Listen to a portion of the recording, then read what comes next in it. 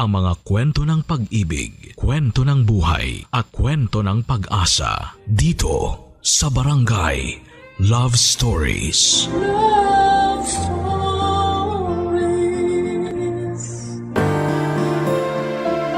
Kapag mahal mo ang isang tao ay lahat ay gagawin mo para sa kanya. Mas unahin mo na isipin yung taong mahal mo bago ang iyong sarili. Kahit na ilang beses ka pa niyang saktan ay okay lang. Papatawarin mo pa rin siya dahil mahal mo. Wala ka nang pakialam kung nagpapakatanga ka na lamang sa kanya ay ayos lang. Mas pipiliin mo pa rin na maging parte siya ng buhay mo dahil iniisip mo na sa kanya lamang ikaw sasaya. Minsan nga ay hindi mo naiisipin kung sino ang mas nagmamahal sa inyong dalawa. Kung ikaw ba o siya. Basta ang importante ay mahal mo siya at siya ang kaligayahan mo. Ngunit sapat na nga ba na mahal mo siya? Makakamit mo ba talaga ang saya na iniisip mo na pwede niyang ipadama sa iyo? Paano kung imbes na saya ang dala niya ay puro sakit at kalungkutan lamang ang mararamdaman mo? Kailan mo kaya masasabi na mali na pala ang nararamdaman mong pag-ibig? Kailan mo masasabi na tama na at suko ka na sa pagmamahal para sa kanya? Dear Papa Dudut, ako po si Kim, 27 years old at sumulat po ako para ibahagi ang aking kwentong pag-ibig. 2 taon na ang relasyon namin ni Wayne. Gaya ng ibang nasa relasyon ay sa una ay walang katulad ang saya. Pero habang tumatagal ang relasyon namin ay unti-unting nagbabago na ang lahat. Nawala na ang mga lambing at pag-aalaga niya sa akin noon. Madalas na rin siyang naiinis at naiirita sa akin na hindi ko naman malaman kung ano ang nagawa ko para maging ganon ang pakikitungo niya sa akin. Pero iniintindi ko na lamang siya sa mga kinikilos niya. Hanggang isang araw ay nalaman ko na may ibang babae na pala ang boyfriend ko. Sobra akong nagalit at nasaktan noong nalaman ko yon. Hindi ko kasi akalain na magagawa niya ang mga liwa kaya nagdesisyon ako noon na makipaghiwalay sa kanya noong mga panahon na yon. Ilang linggo ko din siya na hindi kinausap at madalas na iniiwasan. Pero naging matyaga siya sa pagsuyo sa akin at nakita ko naman sa kanya na nagsisisi na talaga siya sa nagawa niya kaya pinatawad ko na rin siya. Lumipas pa ang 1 taon at naulit pa ang pambababae niya pero dahil sobrang mahal ko siya, paulit-ulit ko rin siyang pinatawad, Papa Dudut. Bukod nga sa pambababae niya ay marami pa kaming mga hindi pagkakaintindihan ng mga panahong yun.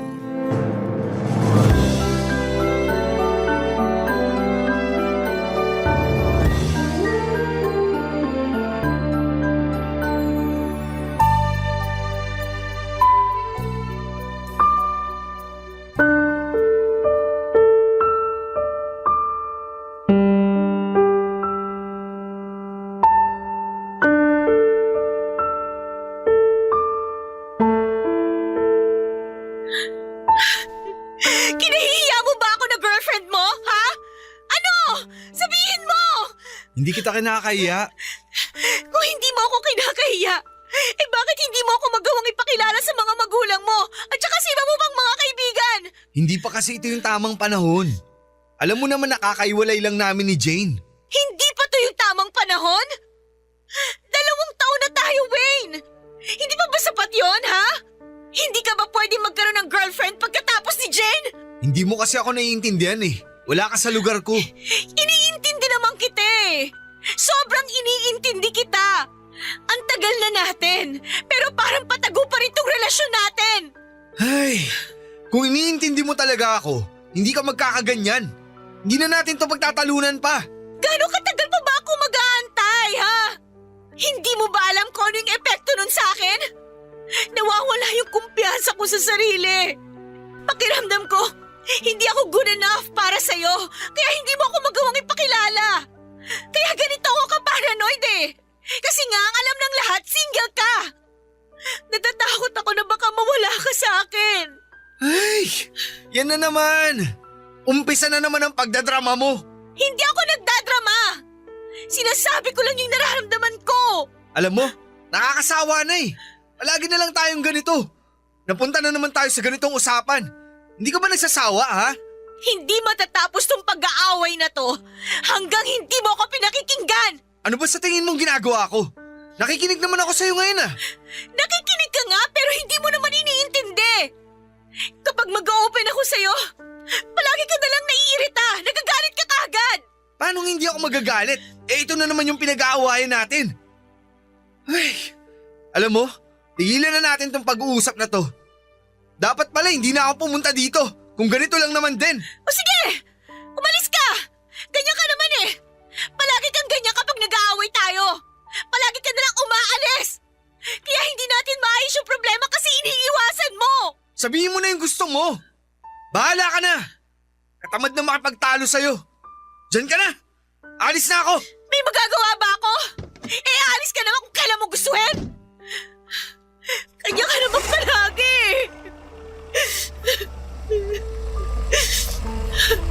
Kim, nakita ko si Oh, bakit umiiyak ka na naman?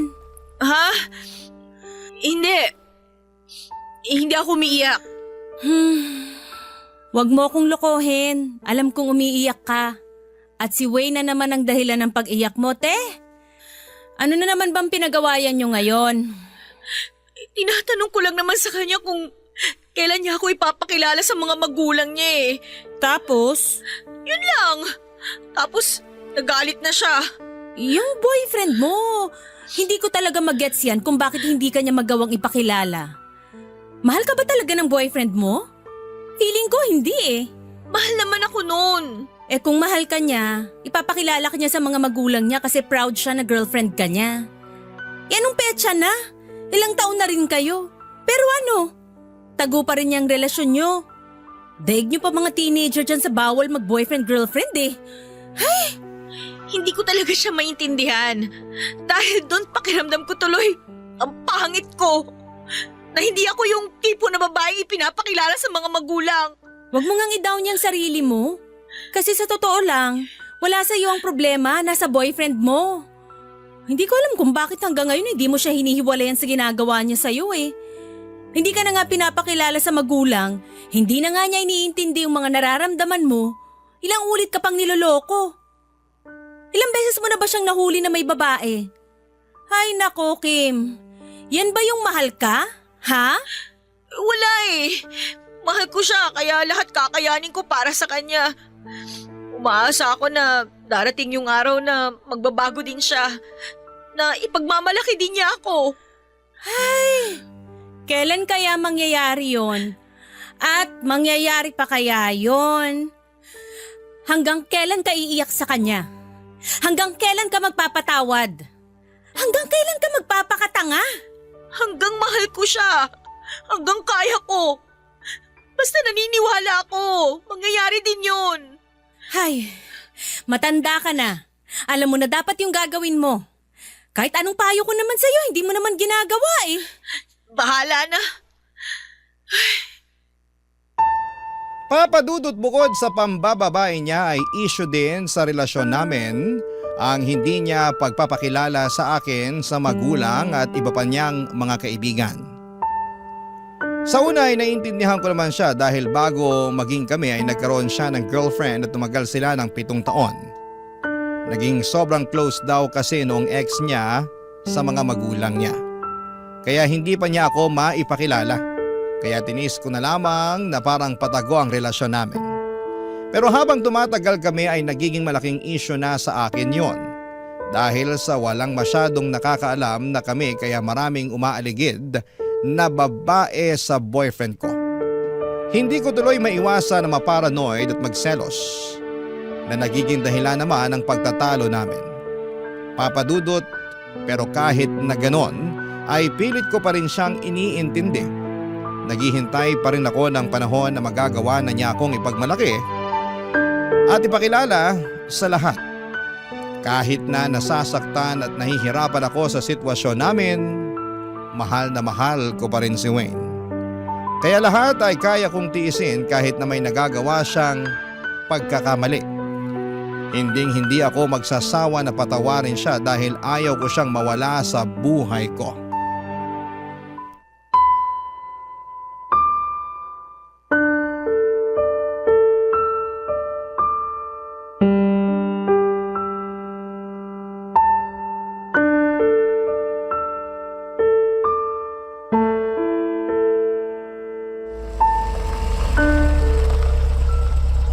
Manong, dito na lang po. Eto pong bayad oh. Sa inyo na po ang sukli. Ay, salamat po ma'am.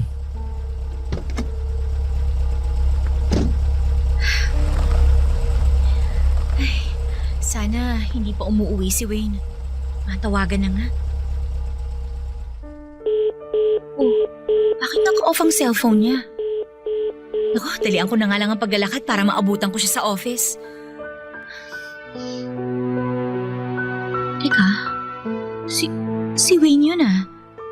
Sino yung babaeng kaakbay niya? Manloloko ka talaga.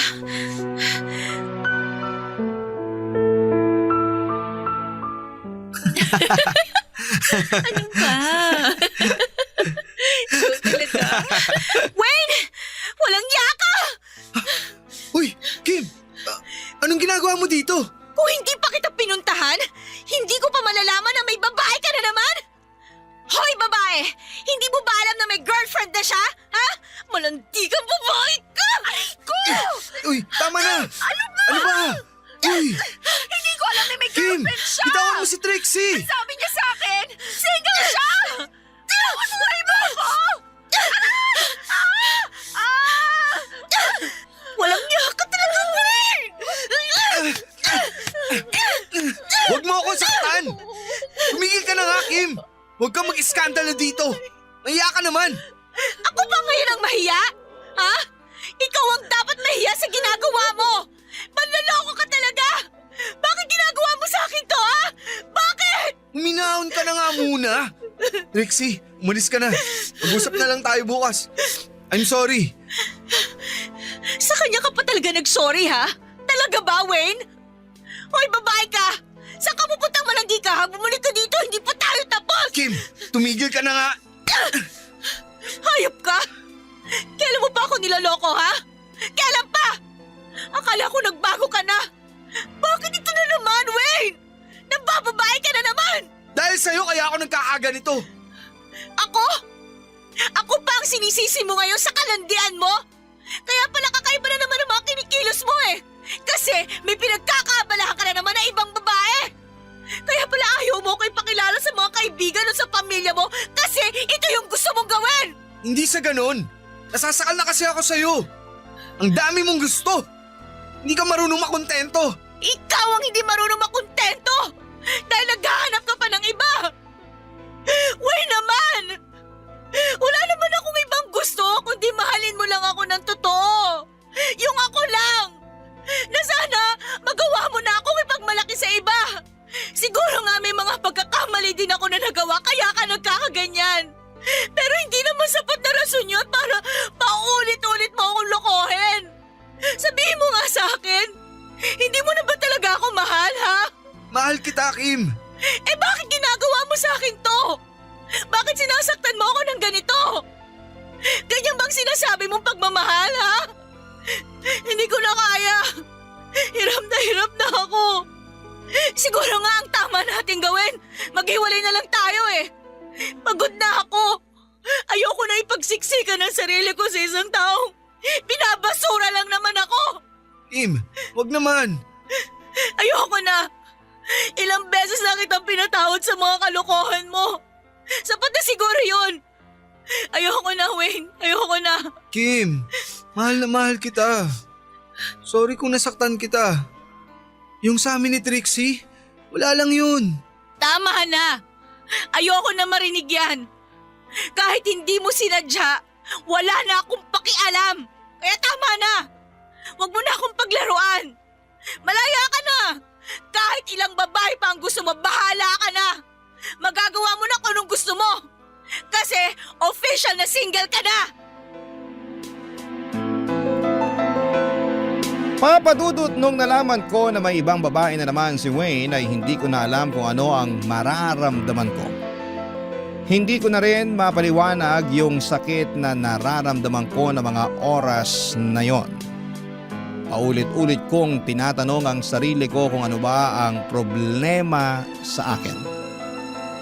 Ano pa ba ang kulang at hindi ko nagagawa para maghanapan ng ibang boyfriend ko?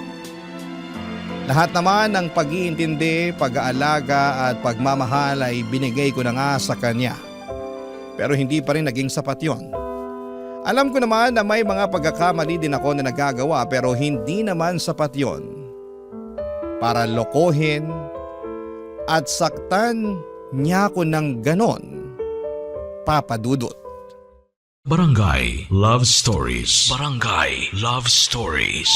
Papa Dudut, akala ko na dahil sa nararamdaman kong pagmamahal sa kanya, hindi ako mapapagod na patawarin siya.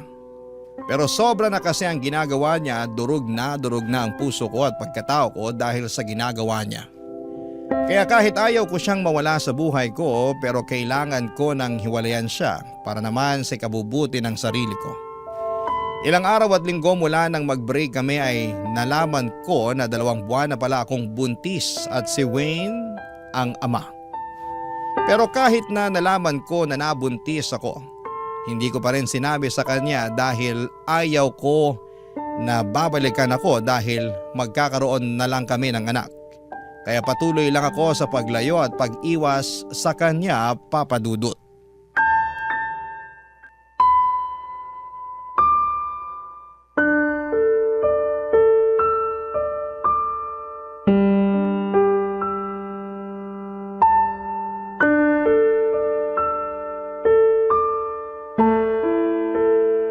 Kim, Anong ginagawa mo dito? Paano ka nakapasok? nakabukas kasi yung pintuan. Kaya naisipan ko na pumasok na. Uli-uli, huwag kang papasok basta-basta. Bakit ka ba nandito? Kim, mag-usap naman tayo. Kaya naisipan ko na puntahan ka na dito kasi hindi mo nare-replyan yung mga text ko. Saka hindi mo rin sinasagot yung tawag ko. Pinuntahan din kita sa office mo kanina kaso hindi ka pala pumasok. Umalis ka na. Wala na naman tayong dapat pang pag-usapan eh. Kim, Umalis ka na, Wayne. Kim, yung nangyari nung nakaraan. Huwag na natin pag-usapan yon. Kim, pinagsisihan ko na yun. I'm sorry. Sorry na naman? Yan na lang palagi ko naririnig sa'yo kapag may pagkakamali ka eh. Kaya wala nang dating sa akin yung sorry-sorry mo na yan. Kasi kahit na mag-sorry ka, gagawin mo na naman ulit yun eh. Wala na ring kwenta. Sa mga nagawa ko sa'yo, alam ko na hindi na sapat yung sorry. Pero sana bigyan mo pa ako ng isa pang chance. Hayaan mong bumawi ako sa mga pagkakamali ko. Ang hirap ibigay sa'yo yun kasi may takot na ako sa puso ko na sasaktan mo ulit ako. Please, Kim. Gusto kong bumawi sa'yo. Gusto kong patunayan sa'yo kung gaano kita kamahal. At sa magiging anak natin. Paano mo nalaman yon? Sinabi sa akin ni Leia. Daldal talaga ng babaeng yun. Kim, hayaan mo ako maging ama sa magiging anak natin. Alam mo kung babalikan mo ko dahil nagigilty ka lang, wag na. Kaya ko naman na palakihin siyang mag-isa. Hindi kita kailangan, no? Hindi ako bumalik dahil nagigilty. Narealize ko kasi lahat ng pagkakamali na nagawa ko sa'yo. Na napakaswerte ko kasi may isang babae na nagmamahal sa akin ng sobra. At kahit ilang beses na kitang nasaktan, pinapatawad at minamahal mo pa rin ako. Ikaw lang naman talaga yung laman ng puso ko eh. Wayne, pagkatapos ng lahat na nangyari sa atin, hindi ko alam kung maniniwala pa ako sa'yo. Kim, Huwag ka nga lumuhod dyan! maniwala ka sa akin. Please give me a chance. Ilang beses mo na bang sinabi sa akin yan na magbabago ka? Pero paulit-ulit mo pa rin ginagawa. Hayaan mo kong patunayan sa'yo yun. Gusto ko kayong makasama ng anak natin. Mahal na mahal kita, Kim. Kaya please, pagbigyan mo ko. Bubuuin natin ang pamilyang to. Nagsasabi ka ba talaga ng totoo? Oo, totoo yung mga sinabi ko sa'yo, Kim. Okay, sige. Bibigyan pa kita ng isang chance. Alang-alang na rin sa magiging anak natin. Talaga? Salamat! Salamat, Kim! Hindi ka magsisisi. Magiging mabuting asawa at ama ako sa inyo. Hindi ko kayo hayaan na masaktan.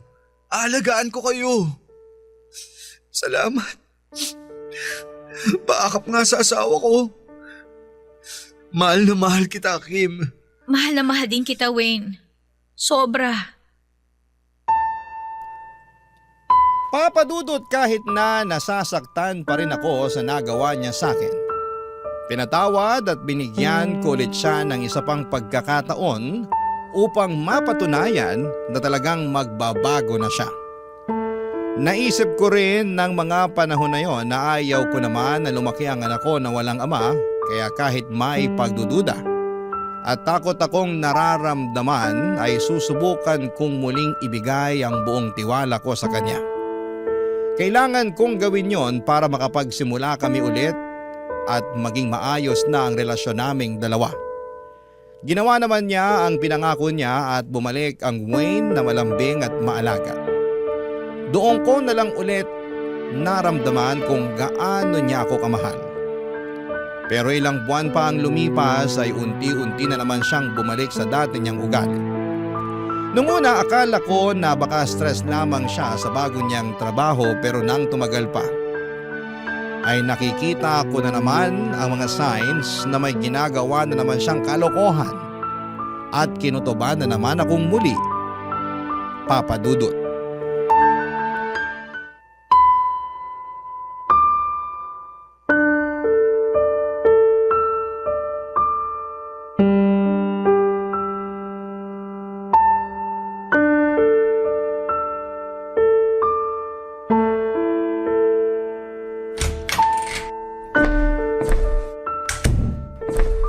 Bakit ngayon ka lang?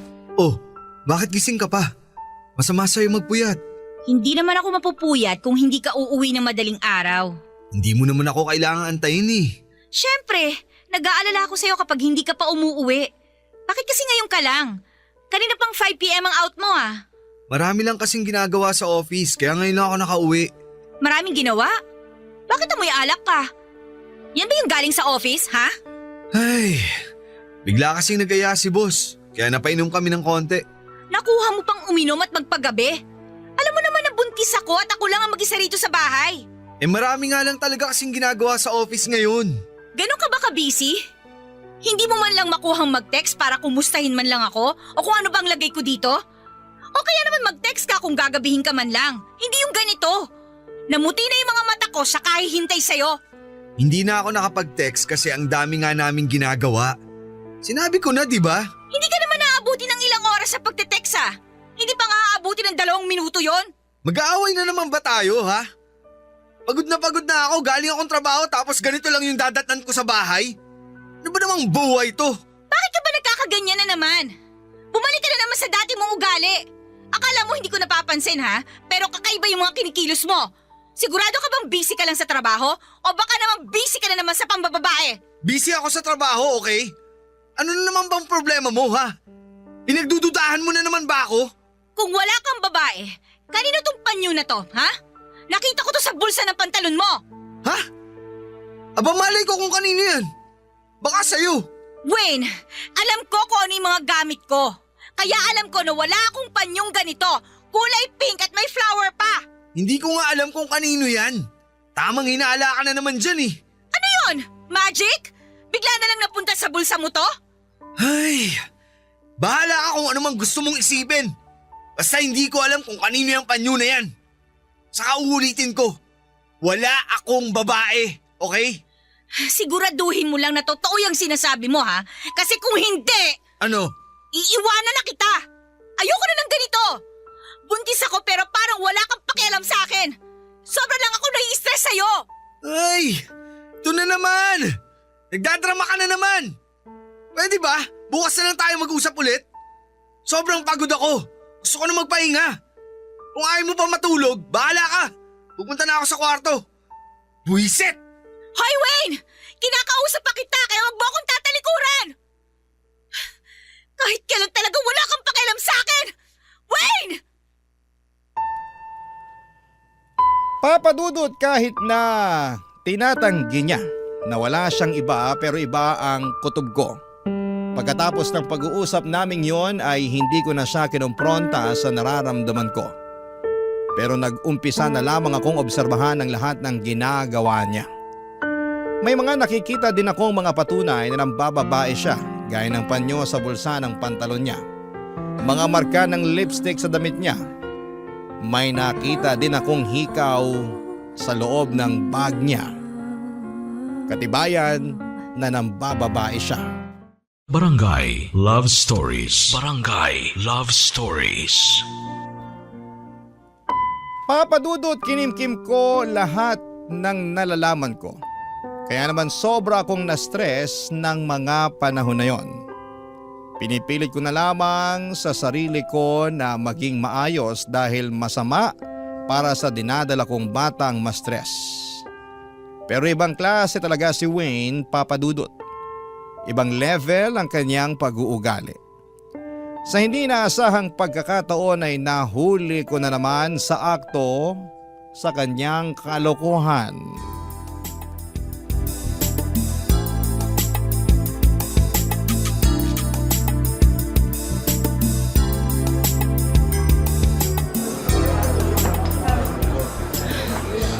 Wayne!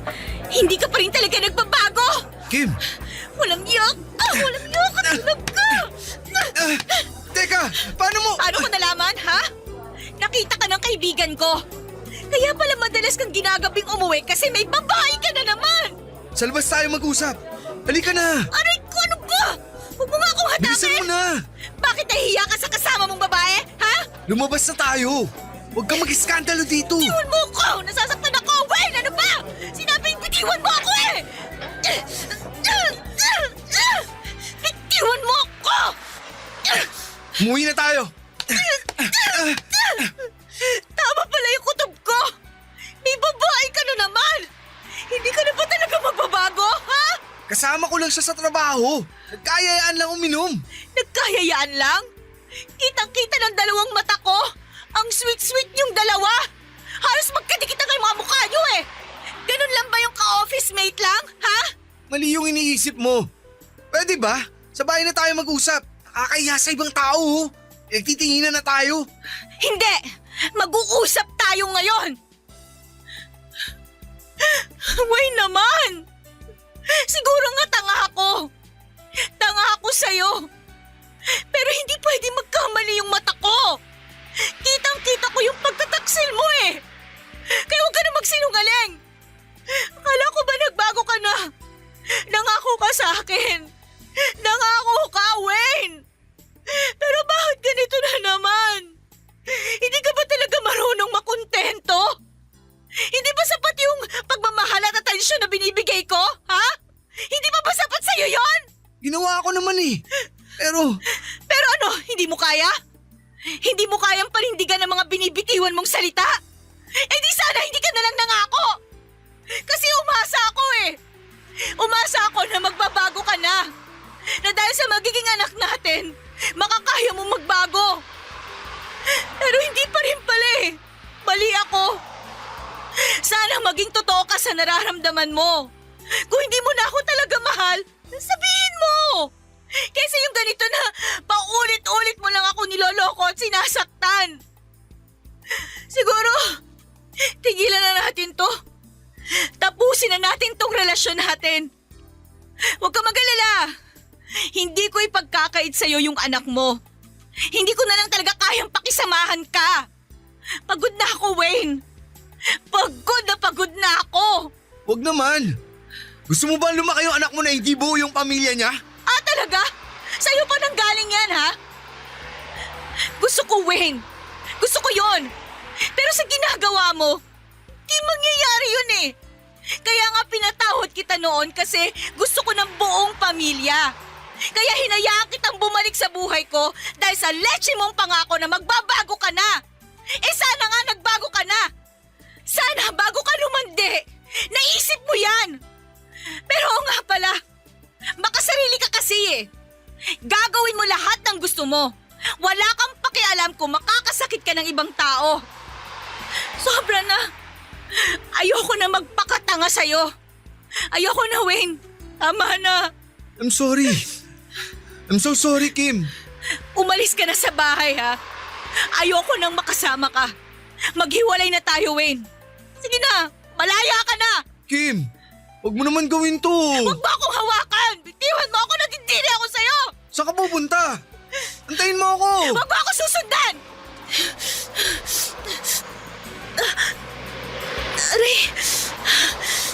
Aray ko. Ano nangyayari sa'yo? Sinabi na huwag mo akong hawakan eh. Aray ko. Kim, dinudugo ka.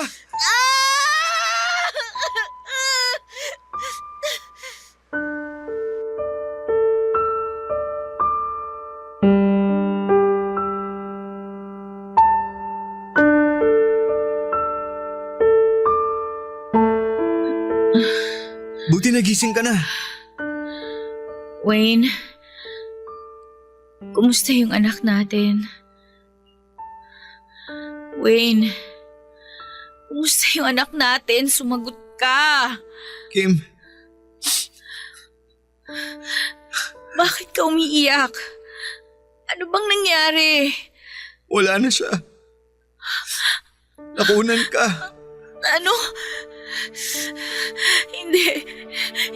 Hindi pwede. Hindi. Yung anak ko, hindi siya pwedeng mamatay. Hindi. Kim, I'm sorry. Anak ko, Patawarin mo ako. kasalanan mo to. Kasalanan mo to. Hayop ka. Pinatay mo yung anak ko. Pinatay mo. Dahil sa'yo namatay siya. I'm sorry. Hindi ko ginusto mangyari to. Yung pagsusuri mo, hindi na mababalik yung buhay ng anak ko. Umalis ka na sa harapan ko. Umalis ka na sa buhay ko! Ayoko na makita ka! Kim, Umalis ka na! Umalis ka na! Kim.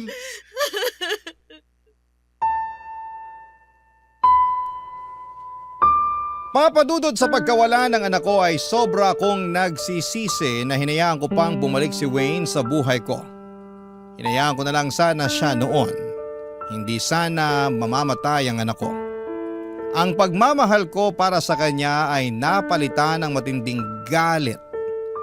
Galit na kahit kailan ay hindi na mawawala sa puso ko.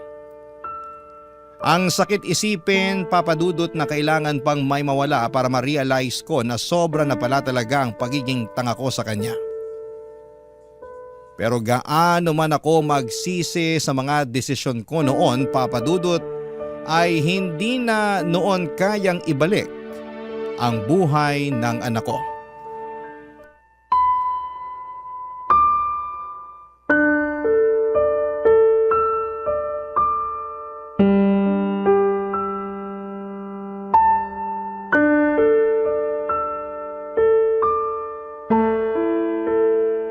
Kim, mag-usap naman tayo.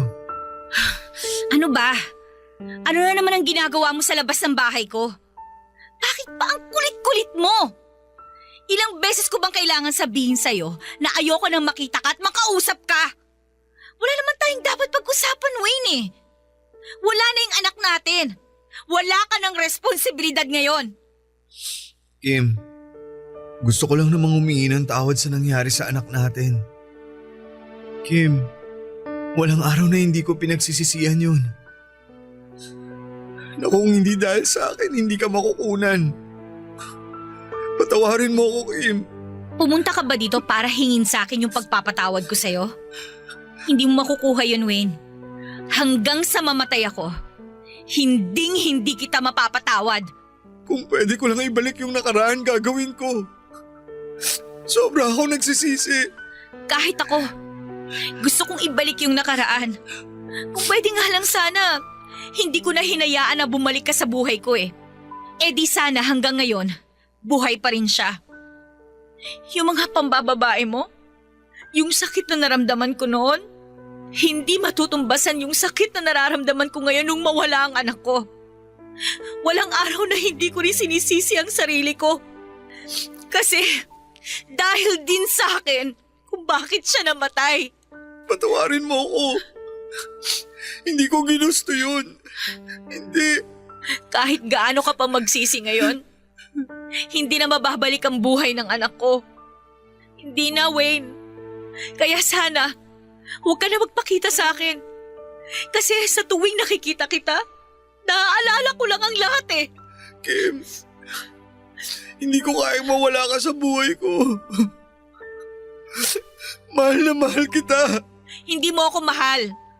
Hindi mo ako talaga mahal dahil sarili mo lang ang mahal mo. Kaya hindi ka pwedeng maging ama kasi makasarili ka. Tsaka kaya mo namang wala ako sa buhay mo eh. Kasi kung hindi, hindi ka naman mambababae. Umalis ka na. Huwag ka na magpakita pa sa akin kahit na kailan. Kim, Bitiwan mo kamay ko! babawi ako sa lahat. Hayaan mo kung... Gago ka ba? Wala ka ng pag-asa. Hindi ka na magbabago. Gising na ako, Wayne. Mahal mo pa rin naman ako, di ba?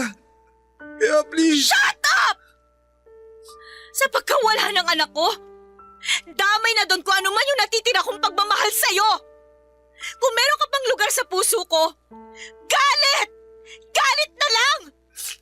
Kim, patawarin mo ako. Hindi ko kayang wala ka. Mahal na mahal kita. Wala na akong pakialam kung mahal mo ko o hindi. Wala ka ng lugar sa buhay ko. Binigay ko ang buong buhay ko sa'yo. Sinira ko ang pagkatao ko. Nagpakatanga ako. Kasi baka sakaling magbago ka pa. Pero hayop ka nung ginanti mo. Pati yung anak ko dinamay mo pa sa kahayupan mo. Kim, gagawin ko ang lahat. Ibalik mo ang buhay ng anak ko. Huwag kang lumuhod. Hindi ang bagay sa'yo, no? Kim! Please! Kim! Kim!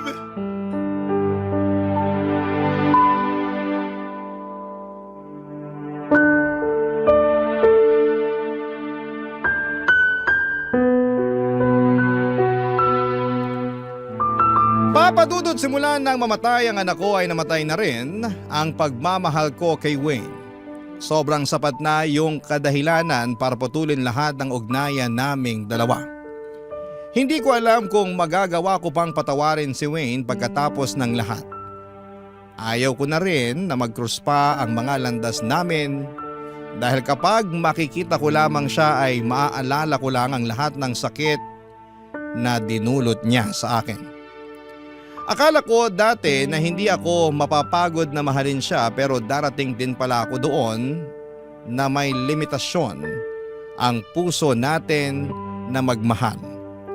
Lalo na siguro kapag mag-isa ka lamang na lumalaban at gumagawa ng paraan para maging okay lamang kayo. Nakakalungkot lang isipin na kahit na ano pa ang nagawa ko para mag-work ang relasyon namin ay wala pa ring nangyari. Sa ngayon, Papadudot, ay isa-isa kong pinupulot ang mga piraso ng aking puso na iniwang durog na durog dahil sa pagsasama namin ni Wayne. Kahit na mabuo pa ito siguro ay magpapahinga na lamang muna ako habang inaalam kung paano bumangon muli sa aking mga paa at harapin ang mundo ng mag-isa. Hanggang dito na lamang po, Papadudot, ang aking liham. Maraming salamat po sa pag-ere ng aking kwento. Ang inyong kapuso at kabarangay forever, Kim. Anong say mo sa Barangay Love Stories na ito? Pagkwentuhan natin sa comment section yan.